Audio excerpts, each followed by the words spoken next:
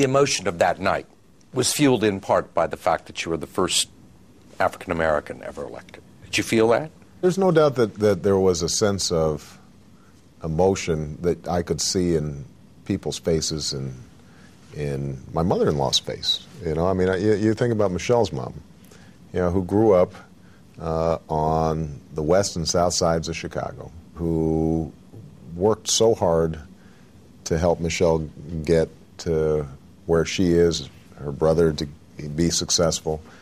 She was sitting next to me, actually, as we were watching returns, and she's like my grandmother was, sort of a no-fuss type of person. And suddenly she just kind of reached out and she started holding my hand, you know, and kind of squeezing it.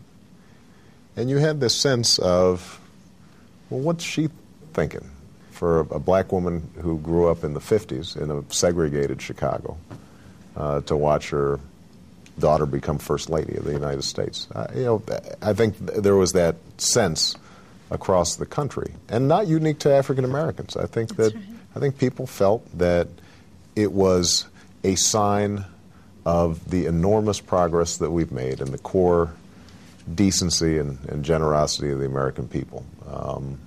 Which isn't to say that, you know, there were a number of reasons that somebody might not have voted for me. But what was absolutely clear is that whether people voted for me or against me, that they were making the judgment based on, is this guy going to, you know, lead us well? Is this guy going to be a good president? And that was my assumption walking in, and that's how it turned out.